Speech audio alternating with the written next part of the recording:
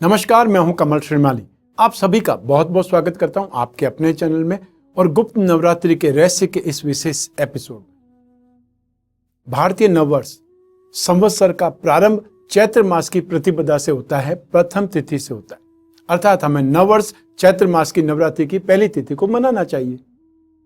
चैत्र भारतीय वर्ष का पहला महीना होता है और भारतीय वर्ष में भी 12 महीने होते हैं। जैसे अंग्रेजी मास में 12 महीने होते हैं, जनवरी, फरवरी, मार्च आप बोलते हैं, वैसे ही चैत्र, वैशाख, श्रावण वगैरह इस ढंग से 12 मास होते हैं।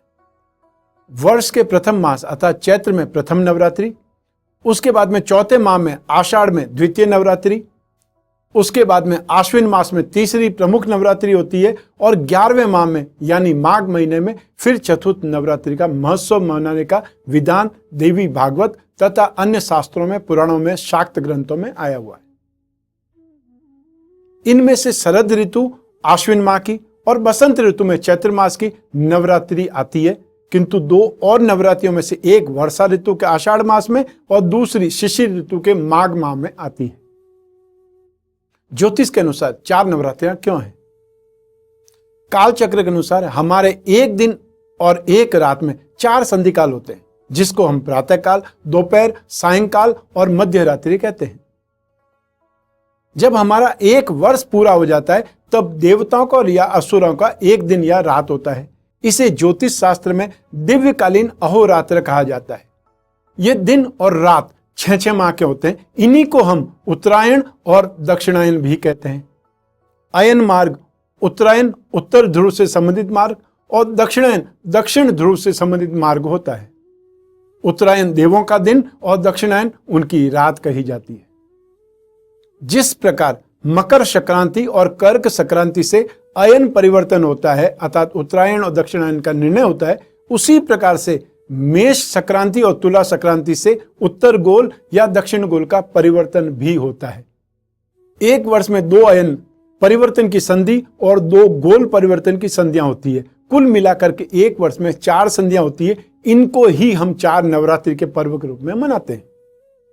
जैसे प्रातःकाल गोल संधि चैत्री नवरात्रि, मध्याह्न काल अर्थात दोपहर अयन संधि आषाढ़ी नवरात्रि, सायंकाल फिर गोल संधि आश्विन नवरात्रि और मध्य रात्रि अयन संधि अर्थात माघ नवरात्रि। इन 4 नवरात्रियों में गोल संधि की नवरात्रियां चैत्र और आश्विन मास की है, जो कि दिव्य अहोरात्र के प्रातःकाल और सायंकाल की संधि में आती है। इसको हम विशेष रूप से मनाते हैं। कुछ व्यक्तियों द्वारा अयन संधिगत आषाढ़ और माघ मास की नवरात्रियां भी मनाई जाती है। यह समय तांत्रिकों के लिए या गुप्त कामनाओं के लिए, विशेष साधना के लिए, पूजा के लिए उपयोगी माना जाता है। हमारे अपने दिन रात के 4 संधि काल की तरह चंद्रलोक जो होता है और पितृलोक में भी प्रातः, मध्याह्न, सायं और मध्य रात्रिकालीन 4 संधियां होती है।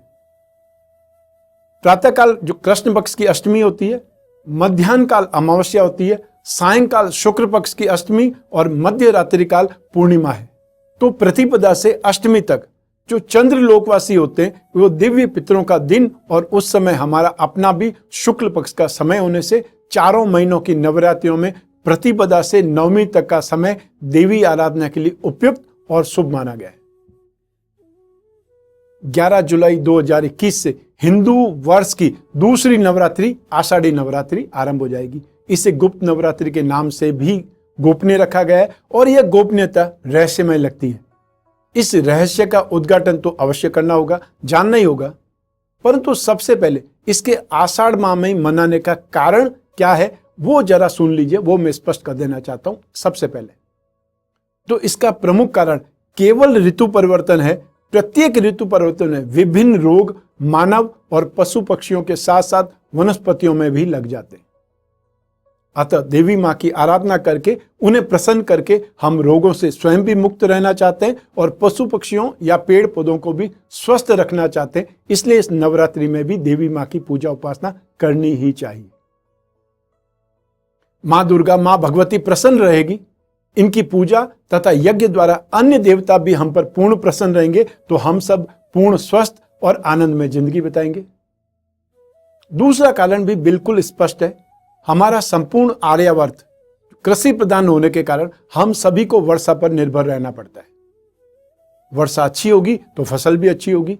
इसलिए हम नवरात्रि महोत्सव मना करके देवी माँ की पूजा उपासना करके उन्हें यज्ञ, बलि, हवन आदि से प्रसन्न कर लेंगे तो हमें बाढ़, अतिवृष्टि इन सभी कष्टों से मुक्ति मिलेगी। और माँ की प्रसन्नता से इंद्र व वरुण देवता ये भी प्रसन्न होकर के हमारी कृषि को उन्नतिशील बनाने में सहायक होंगे। विश्व अब इस बात को जान चुका है कि यज्ञ, हवन आदि से प्रदूषण दूर होता है और बादलों का आकर्षण भी होता है।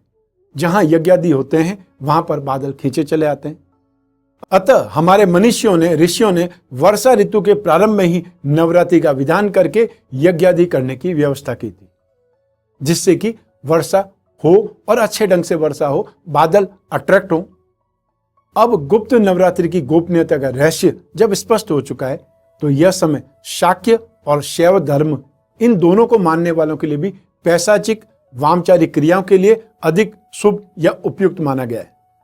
इसमें प्रलय और संहार के देवता महाकाल और महाकाली की पूजा की जाती है। इन्हीं संहारकर्ता देवी देवताओं के गणों और गणिकाओं अर्थात भूत, प्रेत, पिशाच, वेताल, डाकिनी, शाकिनी, खड्गनी, शूलिनी, शववाहना, शवरूढ़ा आदि की साधना की जाती है। ऐसी साधनाएं शाक्त मत के अनुसार शीघ्र ही सफल होती मानी जाती है। गोपनीयता का रहस्य यही है कि सर्वसाधारण के लिए गुप्त मनोकामनाओं की पूर्ति के लिए यह साधना या इस नवरात्रि को उपयोग करना चाहिए। लेकिन कौलाचार पद्धति और वामाचारी क्रियाएं करने वाले इस नवरात्रि को विशिष्ट लोगों की सावधानी के लिए या साधनाओं के लिए सुरक्षित रखना चाहते थे। वे दक्षिणी साधना, योगिनी साधना, भैरवी साधना के साथ साथ पंचमकार की साधना इसी नवरात्रि में करते थे। इन साधनाओं को सामान्य व्यक्ति नहीं कर सकता था, किंतु दूसरा पक्ष वैदिक रीति से, सनातन पक्ष से सात्विक पूजा इस नवरात्रि में कर सकता है। देवी माँ की झांकी सजाकर इन्हें झूले में झूला करके हवन यज्ञादि करके प्रसन्न करना भले के लिए ही होता है। आम साधारण व्यक्ति, सर्वसाधारण चाहे तो इस नवरात्रि में भी अपनी गुप्त कामनाओं के लिए पूजा, उपासना, साधना कर सकते हैं। जैसे दूसरी नवरात्रियों में, चाहे वो चैत्री नवरात्रि हो, शादी नवरात्रि में जैसे व्रत करते हैं, पूजा उपासना करते हैं, वैसे इन नवरात्रियों का भी उपयोग आप कर सकते हैं। इससे आपको लाभ ही होगा, नुकसान नहीं होगा। नवरात्रि का विधि विधान शारदीय नवरात्रि और वासंती नवरात्रि के अनुसार ही अपनाया जा सकता है। आशा है आप इस गुप्त नवरात्रि का उपयोग करते हुए देवी माँ की पूजा से महामारी से रक्षा की कामना अवश्य करेंगे, जिससे हम सभी इस महामारी से सुरक्षित रहें और जल्द से जल्द हम सभी स्वस्थ होकर के दैनिक जो हमारा कार्य है, जो भी हमारा रोजगार है, उसको अपनाएं। मैं कामना करता हूं कि आप स्वस्थ रहें, प्रसन्न रहें और सुरक्षित रहें। अपना और अपने परिवार का बहुत बहुत ख्याल रखें। आप सभी को मेरा नमस्कार, बहुत बहुत शुभकामनाएं। ईश्वर आपकी रक्षा करे, माँ दुर्गा आपकी रक्षा करे। बहुत बहुत धन्यवाद।